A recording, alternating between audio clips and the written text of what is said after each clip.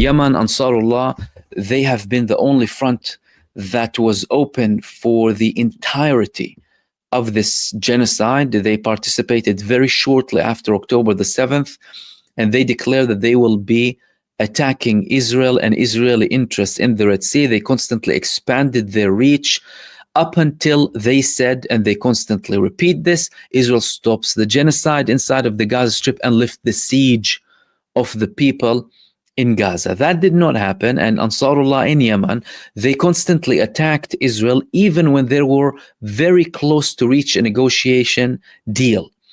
Previously, before the recent ceasefire took effect, the Ansarullah movement in Yemen, they were attacking Israel one day before the ceasefire took effect, because they said this is in support for the Palestinian negotiator, and we will be monitoring the implementation of the ceasefire, and if there are any breaches, we will attack Israel again. Now, Israel is carrying out more attacks against Ansarullah in Yemen, and they are now saying, well, confirming as well in Yemen, they targeted the last plane that they had in Yemen that was being used by Ansarullah. Now, Ansarullah, of course, they had a couple of clarifications, and they made several statements to clarify the position. They said that we still receive planes. Anything that was damaged will be repaired, and we will continue the attacks against Israel. As a matter of fact, one of their senior figures, Muhammad al-Bukhaiti, he had an interview with Al Arabi Network, and in which he said a couple of things. Why? Because the Israeli defense minister, genocide minister, Israel Katz, he said that they destroyed the last plane. And al-Bukhaiti said to that, responded by saying, we will destroy the last occupation. So they're saying they destroyed the last plane of Yemen. We say we will destroy the last occupation on earth, which is the state of Israel. A plane is nothing, according to him. We're running away from the torture of God. If we don't fight, we will be tortured by God. These people are faithful people and fight based on principle. The Gazans, we tell you, we won't leave you, and we will sacrifice everything for you. He said, the things that were hit, they will be replaced. We have been through this for 10 years in our war with Saudi Arabia. The airport was closed for 7 years previously. The airport can still be used, and any damage will be repaired. And we will accept parts, if we accept flights from other parts too.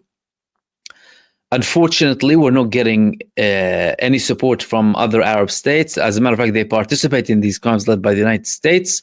Plus, the airport links are through Jordan and Egypt. It's impossible to transfer any weapons anyway, as these airports are for civilian purposes only, and they travel through countries that have ties both with the United States and Israel.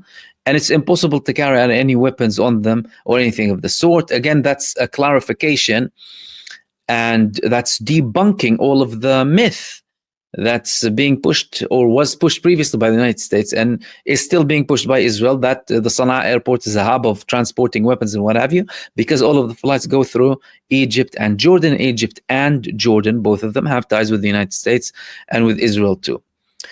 And he finished it by saying there is a misunderstanding amongst some in the Arab world that we should not resist until we have similar power to our enemies. And to that he answered, we rely on God, and God's power is above the power of America. The Yemenis, these people are people of total absolute faith. Their dialogue, the way they talk, is not like anyone else. You know, people will tell you, oh yeah, we're not capable, and no financial interests that come and they'll do this. Yemen will tell you, no, we're afraid of our creator if we don't attack, and from the hereafter. Whereas the other calculations are not really the same. Other countries, other Arab countries, they're calculating it based on, well, are we capable? Are we not capable? Can we do it now? Can we do it tomorrow? We're not really in a position, and we're weak, and the United States will destroy us, and. The list goes on. Now, clearly, Ansarullah, they said they will also escalate too. Said they attack the airport. We'll continue attacking the airport, shut down and destroy them as well, according to al-Bukhaiti. And they have been clearly implementing that time after time. They only escalate. Now, in Israel, they are saying now outright that this has been a defeat. This was a defeat, and the situation, it can no longer be whitewashed. And that's another article that the same person that I quoted previously, name is Ben Caspit, had in this article here.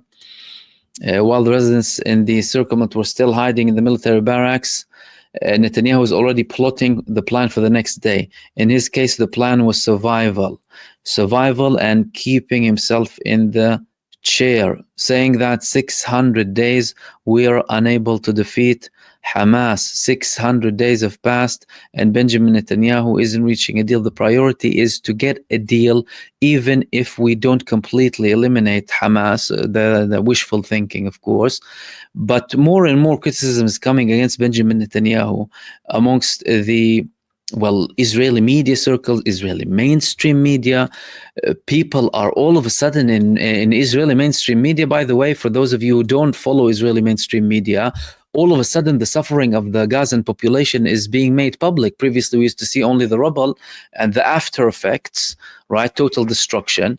But now they're actually showing some images about the suffering of the people, about the hunger, about the things that the people suffer from day after day. Now, that could be a way in which the Israeli media is applying pressure on Benjamin Netanyahu's government, because like Ben Caspit in his report said, in his article said, this is the worst defeat in Israeli history. This is the worst defeat in our history. We haven't been through anything like that. Previously, we took down 6 Arab armies in 6 days, and now we are unable to take Hamas in Gaza or the Palestinian resistance in Gaza after 600 days. We failed miserably. This is a huge defeat. So this could be an attempt to apply more pressure on the Israeli Prime Minister Benjamin Netanyahu to reach a deal. Now, talking about the deal, there were several reports that Hamas accepted a new proposal that Steve Witkoff brought to light. This deal was supposed to be a deal that Israel saw. It's not the same deal that they spoke about a few days back. However, we're clearly talking about something new, something we haven't seen before. So there were a couple of reports. This was one of them here. Behind Witkoff's statement on a new document for a deal and Smotrich's warning, I will not allow it. And we will get to the fact that Smotrich is saying, I will not allow it, and how that could really mean that there is something actually happening. Otherwise, the finance minister wouldn't really say that and wouldn't be feeling under pressure to say it. Trump's envoy updated on new terms document shortly after Hamas updated on an agreement with him. Sources who spoke with Witkoff were impressed. The US will do anything for a deal. And then the finance minister was quick to warn Netanyahu against a partial deal. Saar sent a counter message, that's the foreign minister: do not give in to political threats. What is known about the outline formulated behind Israel's back? So they're confirming that this was formulated behind Israel's back. That's an Israeli website. It was one of the biggest websites in Israel, confirming that this has been behind Israel's back, dealt between Hamas and the American representatives. So Israel is out of the picture in terms of this new proposal. This proposal has only been done by Steve Witkoff and by the Palestinian resistance delegation. Israel has had nothing to say in this deal, and the Palestinians, they have been talking with the Americans for quite a long time. So what's about this deal? Well, that's where things get a little bit even more trickier. Why? Because not a lot has been published about the deal, but some of the leaks that were out recently spoke about a temporary ceasefire and then a long-term ceasefire, a peaceful solution. Witkoff would be overseeing this agreement. This was a demand coming from the Palestinian resistance. Witkoff will make sure that it is enforced and will make sure that the Israelis continue with the next phase. So we're talking about certain guarantees. And in Israel, they're saying that the United States is using kind of sneaky terms to try and convince Israel to go in. Behind the scenes, according to this report, and behind Israel's back, there is an agreement in principle between Hamas and Steve Witkoff without Israel knowing the details. This is something important. And again, in Israel is trying to say that the United States is kind of trying to force Israel to go into this agreement. And according to this report too, sources who have in-depth knowledge are saying that it appears to be that Donald Trump is sick from the Israeli management of the war in Gaza, and he wants to get this over and done with. Donald Trump has had enough of Israel. He's sick of all of this, and he wants to get it over and done with without necessarily telling them anything, but only speaking with the Palestinian resistance through a Palestinian-American mediator, reaching a deal that he won't give Israel the whole details of, and force Israel to go into this deal. Of course, how likely will that be? It would really highly depend on the pressure that is going to be implemented by the United States against Israel. That's a very big thing. Now, another sign that there is something, that there's some pressure, and that Benjamin Netanyahu is considering something, is the fact that the finance minister, Smotrich, said that I will not allow a partial deal. Finance Minister Bezalel Smotrich referred to the new outline for a new deal initiated by the U.S. envoy Steve Witkoff, which he said he would deliver soon. He said that we need to continue tightening the noose around Hamas' neck and force it into a deal of complete surrender with all of the hostages at once. He said it would be delusional fully to release pressure now and sign a partial deal that would give it oxygen and a lifeline and allow it to recover. I will not allow such a thing to happen, period. Is that a threat that he would resign? Maybe. However, these people are liars. They're immoral.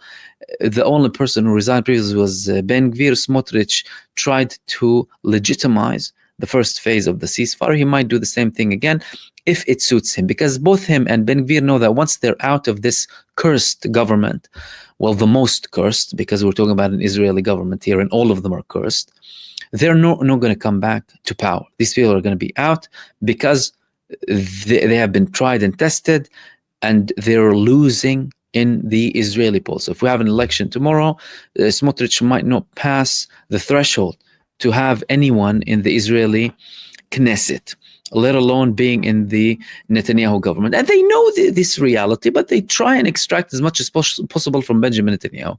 Now, Benjamin Netanyahu, he might go into something because he knows that it's soon going to be inevitable that his government is going to collapse.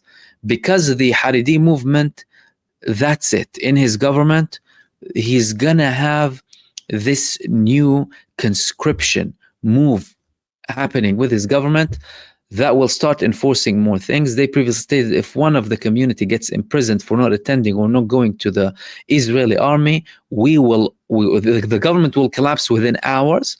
And then they threatened that they will leave Israel en masse. We're talking about 1.2 million people.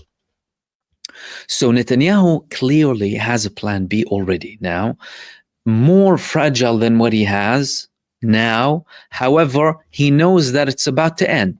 If someone's about to leave the government, if all of the pressure is adding up, he knows very well that he never wanted a government with Smotrich and Ben Gvir, and he only went with them because they were the only people who would accept a government with him. This means that he might actually go on an actual deal to try and reach a ceasefire, especially again also because of the continued pressure coming from the United States and the unbelievable heroism of Gaza. Unbelievable. I mean, these people, going through all of this and still surviving and sticking to their land and not fleeing, despite reports that there were options for them to leave. All of that is very significant at the end of the day. So, will Benjamin Netanyahu accept this deal? It's not about whether Benjamin Netanyahu accepts this deal or not. It's about how much pressure the United States actually puts on Benjamin Netanyahu.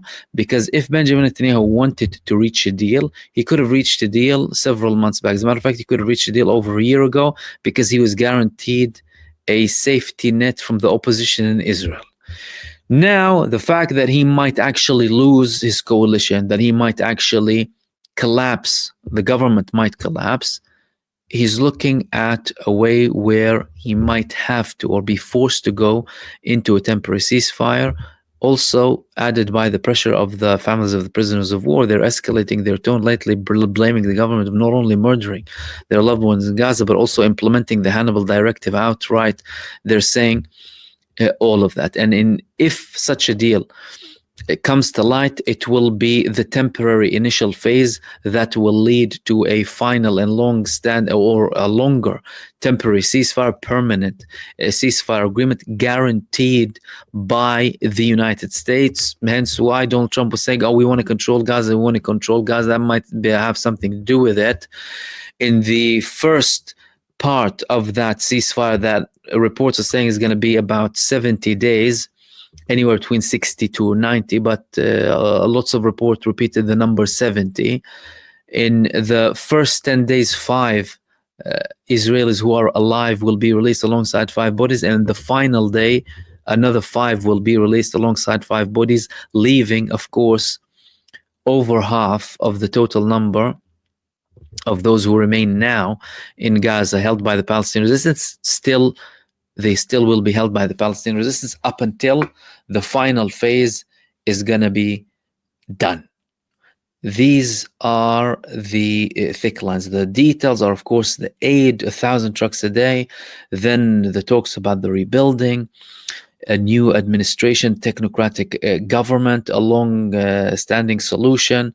All of that comes after this initial temporary ceasefire comes in, with the US guarantees to force Israel to end the war completely. And again, a lot of it is in the hands of the United States administration. So if the United States administration decides to apply enough pressure to the level where it would force Benjamin Netanyahu and his government to go into a ceasefire, they will.